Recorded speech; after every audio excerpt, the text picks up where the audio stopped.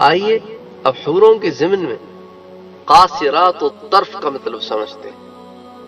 اللہ تعالیٰ نے حوروں کی تعریف میں 3 جگہ قاصرات الطرف ذکر فرمایا ہے۔ ایک سورہ رحمان کی آیہ نمبر 56 میں، ایک سورہ صافات کی آیہ نمبر 48 میں، اور ایک سورہ صاد کی آیہ نمبر 52۔ تمام مفسرین اس بات پر متفق ہیں کہ اس کا معنی یہ ہے کہ وہ عورت اپنی نگاہیں اپنے ہی خاوندوں پر جمائے رکھیں گی اور کسی غیر کی طرف نظر اٹھا کے نہیں دیکھے گی، تو وہ شرم و حیا والی عورتیں ہوں گی۔ قاصرات الطرف۔ حسن بصری کہتے ہیں کہ وہ عورت اپنی نگاہیں اپنے خاوندوں پر ہی جمائے رکھے گی، ان سے کسی کی جانب نگاہ نہ پھیرے گی۔ اللہ تعالی کی قسم، نہ تو وہ اپنی زینت کو کسی دوسرے کے سامنے ظاہر کرنے والی ہوں گی اور نہ کسی کو جھانکنے والی ہوں گی۔ اللہ اکبر۔ یعنی پاک باز عورت کے متعلق جو بات آتی ہے، شرم و حیا والی عورت کے متعلق، وہ جھانک تانک نہیں کرتی۔ جھانک تانک کرنا کوئی اچھی بات نہیں ہوتی، اور اسی طرح اپنی نظروں کو سمیٹ کے رکھنا یہ اچھی بات ہوتی ہے۔ اپنی نظروں کو وہاں مرکوز رکھنا جہاں وہ مرکوز رہیں، اور جو اچھی جگہ ہو، جو جائز جگہ ہو، یہی اچھی عورت ہوتی ہے۔ اسی طرح مرد کے لیے بھی یہ حکم ہے، دنیا میں بھی یہ حکم ہے کہ تم اپنی نگاہوں کو ادھر ادھر نہ بھٹکنے دو۔ یہ نگاہ جو ہے یہ پہلی چیز ہوتی ہے جو دل میں داخل ہو کر پھر فتنہ پیدا کرتی ہے، پھر انسان اس طرف رجحان کرتا۔ تو نگاہوں کی حفاظت عورت اور مرد دونوں پر لازم ہے۔ یہ صرف عورت کا خاصہ نہیں کہ بھئی تم تو اپنی نگاہیں نیچے رکھو، تم تو اپنی نگاہیں بند کرو، اور مرد صاحب جہاں مرضی چاہے نگاہیں لگاتے رہے۔ نہیں، دونوں کے لیے یہی حکم ہے کہ اپنی نگاہوں کو سنبھال کے رکھو۔ حضرت مجاہد رحمت اللہ علیہ قاصرات الطرف کی تفسیر میں نقل کرتے ہیں کہ وہ اپنی آنکھوں کو اور اپنے دلوں کو اور اپنے آپ کو اپنے خاوندوں تک ہی محدود رکھیں گے، کسی دوسرے کی جانب میلان نہیں کریں گے۔ تو اب آپ یہ دیکھیں، یہ 3 جو کوالٹیز ہیں یہ عورت اور مرد دونوں میں ہونی چاہیے دنیا میں۔ اپنی آنکھوں کو، اپنے دلوں کو اور اپنے آپ کو، یہ 3 الگ الگ چیزیں ہیں، یہ انہی تک مرکوز رکھیں جہاں آپ کو شریعت نے اجازت دی۔ ادھر ادھر آنکھیں مٹکانا، ادھر ادھر آنکھوں سے جھانک تانک کرنا، غیر پر نظر ڈالنا، چاہے عورت ہو یا مرد، یہ فتنہ پیدا کرتا۔ پھر اپنے دل کو ایک جگہ لگانا اور نظر کو ایک جگہ رکھنا، خود فزیکلی کہیں اور ہونا، یہ ساری چیزیں منع ہے۔ بہرحال اب ایک اور جو ورڈ آتا ہے قرآن میں، وہ آتا ہے اطراب۔ اطراب یہ طرب کی جمع ہے، اور اس کا معنی ہوتا ہے کہ وہ حور جو ہے وہ انسان کے ہم عمر ہوگی۔ تو انسان کے ہم عمر کو طرب کہتے ہیں، طرب۔ تو اطراب اس کی جمع ہے کہ حوریں ہم عمر ہوں گی۔ ابو عبیدہ اور ابو اسحاق کہتے ہیں کہ وہ ہم سر اور ہم عمر ہوگی، یعنی ہم سر سے مراد کہ بھئی ہم پلے کی ہوگی، برابری کی ہوگی۔ ایسا نہیں ہوگا کہ بھئی شوہر تو انٹیلیجنٹ ہے اور بیوی اس سے کوئی اس طرح کی انٹیلیجنٹ کانورسیشن ہی نہیں کر سکتی، حسین و جمیل تو ہے لیکن بات نہیں کر سکتی۔ ہم سر بھی ہوگی، ہم پلہ بھی ہوگی، ہم عمر بھی ہوگی، تو اس کے ساتھ جو رفاقت ہوگی اس میں مزہ آئے گا۔ اور کمال کی بات یہ ہوگی کہ ساری کی ساری حوریں ایسی ہوں گی۔ سبحان اللہ۔ حضرت ابن عباس اور دیگر مفسرین کہتے ہیں کہ وہ تمام کی تمام ایک ہی عمر کی ہوں گی، یعنی 33 سال کی ہوں گی، حسن و جوانی میں، بالکل شباب پر، بالکل شباب پر، کہ ہر چیز ان کی اس وقت اس پیک پر ہوگی، جوانی کی پیک پر ہوگی، اندر باہر ہر چیز۔ اب آپ دیکھیں نا، جب عمر بہت کم ہوتی ہے، کبھی ایسے ہوتا ہے بدن بن جاتا ہے ذہن نہیں بنتا، کبھی ذہن بن جاتا ہے بدن نہیں بنتا، لیکن ایک عمر ہوتی ہے جس پہ بدن بھی اپنے حسن و جمال پر ہوتا ہے اور ذہن بھی اپنے حسن و جمال پر ہوتا ہے اور کمال پر ہوتا ہے۔ تو اسی کی طرف یہاں اشارہ ہے۔ ابو اسحاق کہتے ہیں کہ وہ بھرپور جوانی اور حسن والی ہوں گی، اور انسان کے ہم عمر کو اس کا ترب اس لیے کہا جاتا ہے کہ زمین کی جو مٹی ہے ایک ہی وقت میں دونوں کو مس کرتی ہے، اور قرآن کریم میں یہ بتلانا کہ وہ ہم عمر ہوں گے، اس سے یہ وضع کرنا ہے کہ ان میں کوئی بوڑھی اور کوئی زیادہ عمر والی ایسے نہیں ہوگی، اور نہ ہی وہ کم عمر بچیاں ہوں گی کہ جن سے خواہش پوری نہ کی جا سکے۔ اسی طرح ایک اور ورڈ جو حور کے لیے آتا ہے وہ ہوتا ہے عروبن۔ عروبن یہ جمع ہے عروب کی، اور یہ ان عورتوں کو کہا جاتا ہے جو اپنے خاوندوں کو پیار کرنے والی، اس لیے کہا عروبن اترابا۔ اتراب تو میں نے آپ کو بتا دیا، عرب کا مطلب کیا ہے؟ وہ عورتیں جو اپنے خاوندوں کو پیار کرنے والی ہوں۔ تو ہم اثر بھی ہوں گی، ہم پلہ بھی ہوں گی، ہم فہم بھی ہوں گی، ہم سمجھ بھی ہوں گی، حسن و جمال کا پیکر ہوں گی، قاصرات و طرف ہوں گی، نگاہوں کو نیچے رکھنے والی ہوں گی، دلوں سے، جسموں سے، نگاہوں سے ساری کی ساری اپنے خاوند کی ہوگی، اور ساتھ ساتھ کیا ہوگی؟ عرب والی بھی ہوگی، پیار کرنے والی بھی ہوگی۔ ابن العربی کہتے ہیں کہ عروب وہ عورت ہوتی ہے جو اپنے خاوند کی فرما بردار اور اس کی جانب محبوب ہو، تو فرما بردار بھی ہوں گی، اطاعت گزار بھی ہوں گی۔ علامہ ابن قیم کہتے ہیں کہ عروب اس سے مراد عورت کا جمع کے وقت اپنے خاوند کے سامنے اچھے انداز سے لیٹنا اور نرمی کرنا مراد ہے۔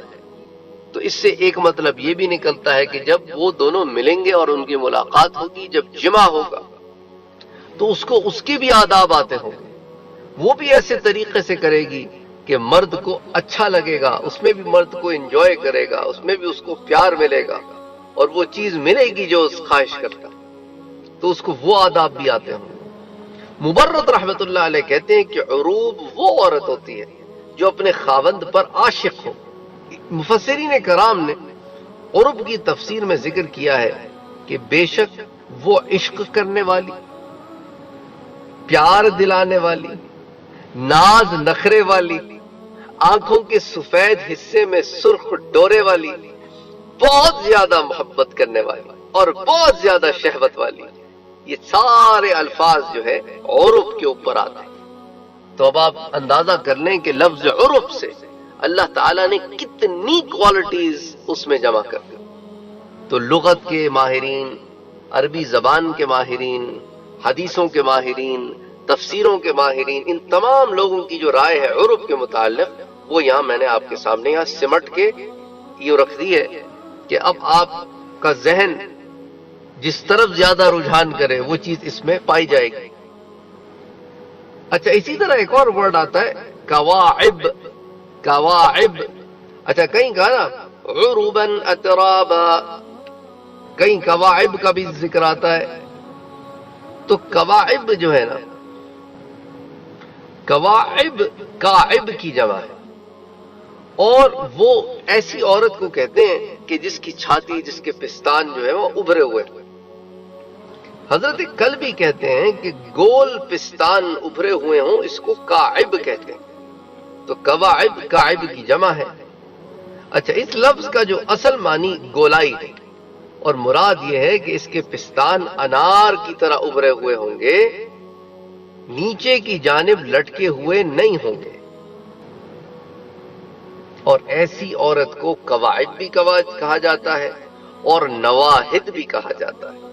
اسی طرح خیرات حسان، خیرات جمع ہے خیرات، اور حسان جمع ہے حسنہ کی، بس وہ اچھی صفت اور اعلیٰ اخلاق اور عادات والی ہوں گی، خوبصورت چہرے والی ہوں گی، تو اندر باہر حسن و جمال ہوگا، ظاہر کا بھی، باطن کا بھی، اخلاق کا بھی، اور صفات کا بھی اور عادات کا بھی۔ حضرت وکی نے اپنی سند کے ساتھ حضرت عبداللہ سے روایت کی، حضرت عبداللہ ابن مسعود سے روایت کی ہے کہ انہوں نے فرمایا کہ ہر مسلمان کو خیرہ ملے گی، اچھی صفتوں والی، اعلیٰ صفتوں والی، تو ہر مسلمان کو خیرہ ملے گی، اور ہر خیرہ کہ اس کے لیے ایک خیمہ ہوگا، اور ہر خیمے کے 4 دروازے ہوں گے، ان میں سے ہر دروازے سے ہر دن ایسے تحفے اور ہدایا اور بزرگی لے کر فرشتے داخل ہوں گے جو اس سے پہلے اس کو نہ ملے ہوں گے۔ وہ عورتیں نہ پریشان ہوں گی اور نہ وہ بدبودار ہوں گی، اور نہ ان کے منہ سے بدبو آئے گی، اور نہ خاوند کے علاوہ کسی اور کی جانب نظر اٹھانے والی۔ تو خیرہ کی ایک ڈیفینیشن تو ہمیں اس روایت سے مل جاتا ہے۔ تو بہرحال ان تمام الفاظ کو ایک ایک کر کے اگر آپ دیکھیں تو ایک ایک لفظ میں اللہ سبحانہ و تعالی نے حوروں کے انداز، ان کا ظاہر، ان کا باطن، ہر چیز کھول کھول کر بیان کی ہے۔ ان کی ادائیں، ان کا مردوں کے لیے ہونا، ان کی نگاہوں کا پست ہونا، یہ حوروں کے حسن پر ایک بڑی جامع روایت ہے۔ اس کو امام طبرانی لے کر آتے ہیں۔ اس کی راویہ ام المومنین حضرت ام سلمہ رضی اللہ تعالی عنہا فرماتی ہیں کہ میں نے عرض کیا کہ یا رسول اللہ صلی اللہ علیہ وآلہ وسلم، اللہ تعالیٰ کی ارشاد حور عین کے متعلق مجھے کچھ بتا دیں۔ تو آپ نے ارشاد فرمایا کہ حور کا معنی موٹی آنکھوں والی، دلچسپ سیاہ اور سفید آنکھوں والی، گدھ کے پروں کی طرح۔ میں نے عرض کیا کہ یا رسول اللہ، مجھے ارشاد خداوندی کہ انہم لؤلؤ مکنون کے بارے میں وضاحت کرتے ہیں۔ تو آپ نے فرمایا کہ ان کی صفائی اس موتی کی طرح ہوگی جو سیپی میں ہو اور اس کو کسی نے ہاتھ سے نہ چھوا ہو۔ میں نے عرض کیا کہ مجھے ارشاد خداوندی فیہن خیرات حسان اس کے بارے میں بتا دیں۔ تو آپ نے فرمایا کہ خیرات کا مطلب یہ ہے کہ وہ اخلاق کے لحاظ سے اعلیٰ، اور حسان کا معنی یہ ہے کہ وہ چہرے کے لحاظ سے خوبصورت ہوں گی۔ ام سلمہ فرماتی ہیں پھر میں نے پوچھا اللہ کے رسول، مجھے کأنہم بیض مکنون اس کی بھی تفسیر بتلا دیں۔ تو حضور نے فرمایا کہ ان کی باریکی ایسی ہوگی جیسے انڈوں کے اندر اس جھلی کی باریکی آپ دیکھتی ہیں کہ جو چھلکے کے قریب ہو۔ فرماتی ہیں میں نے پوچھا اے اللہ کے رسول، مجھ عرباً اترابا کے بارے میں بھی بتائیں۔ تو آپ نے فرمایا وہ عورتیں جو اس دنیا سے بوڑھی، کمزور اعضاء والی، کمزور نظر والی جب قبض کی گئیں، ان کو اللہ تعالیٰ بڑھاپے کے بعد پیدا کرے گا تو ان کو کنواری بنا دے گا۔ سبحان اللہ، سبحان اللہ۔ یعنی دنیا والی عورتوں کا بھی ذکر ہے، اور حوریں تو ہوں گی ایسی کہ جو کنواری ہوں گی تو بالکل انہیں کسی نے چھوا ہوگا، اور یہ دنیا والی عورتیں بھی جیسا کہ میں نے آپ سے عرض کیا کہ یہ ہر ملاقات کے بعد پھر کنواری ہو جائیں گے۔ سبحان اللہ، سبحان اللہ، سبحان اللہ۔ کیونکہ جنت میں تو کسی چیز پہ زوال ہے ہی نہیں، کوئی تغیر ہی نہیں ہے۔ حسن و جمال بڑھے گا، چیز کوئی گھٹے گی نہیں، بڑھے گی ضرور، گھٹے گی نہیں۔ اسی طرح جیسا میں نے آپ سے پہلے عرض کیا تھا کہ دنیاوی عورتوں کو حوروں پر فضیلت ہے، تو یہ جو روایت ہے جو پہلے بھی آپ کے سامنے میں نے ذکر کی تھی، یہ خواتین اکثر پوچھتی ہیں کہ بھئی یہ تینیں تو حوریں مل جائیں گی، تو بھئی حوریں تو ملیں گی، ساتھ تم بھی تو ملو گی، اور تم تو حوروں سے افضل ہو۔ حضرت ام سلمہ کی جو روایت میں نے آپ سے بیان کی تھی کہ انہوں نے حضور سے دریافت کیا تھا کہ دنیا کی عورتیں افضل ہیں یا حور عین؟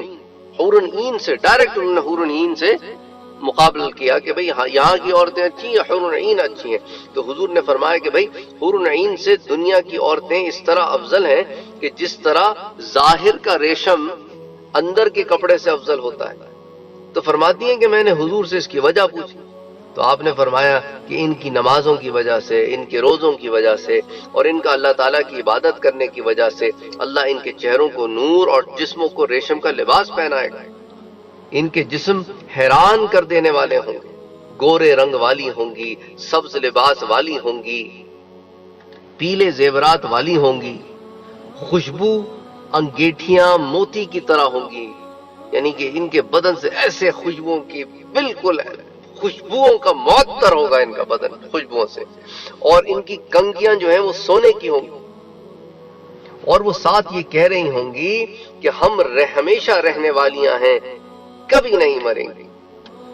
نحن الخالدات فلا نموت ونحن النعمات فلا تبئس ابدا، اور ہم ناز نخرے والیاں ہیں، کبھی بدحالی کا شکار نہ ہوں گی، اور ہم ٹھہرنے والیاں ہیں، کبھی کسی جگہ کوچ کر کے نہ جائیں گی، اور ہم راضی ہونے والیاں ہیں، کبھی ناراض نہیں ہوں گی. سعادت ہے اس شخص کے لیے جس کے لیے ہم ہیں اور وہ ہمارے لیے ہے. طوبی لمن کان لہ وکان لنا. حضرت حبان بن ابی حبلہ رحمت اللہ علیہ کہتے ہیں کہ دنیا کی عورتیں جب جنت میں داخل ہوں گی تو ان کو دنیا میں نیک اعمال کرنے کی وجہ سے حوروں پر فضیلت عطا فرمائی جائے گی، تو درجے میں بھی اور حسن میں بھی. امام قرطبی کہتے ہیں کہ یہ بات حضور صلی اللہ علیہ وآلہ وسلم سے مرفوعاً روایت کی گئی ہے کہ آپ نے ارشاد فرمایا کہ دنیاوی عورتیں حوروں سے 70,000 گنا افضل ہوں گی. یعنی کہ 70,000 گنا سے مراد کیا ہے کہ infinitely more prettier and more beautiful, more attractive, far better than حور. یہ تذکرۃ القرطبی کی جلد نمبر 2 صفحہ نمبر 774 کے اوپر یہ روایت آتی ہے، یہ قول آتا ہے. تو بہرحال انشاءاللہ تعالی پھر اگلے درس میں کچھ اور تفصیلات آپ کے سامنے رکھیں گے. وما علینا الا البلاغ.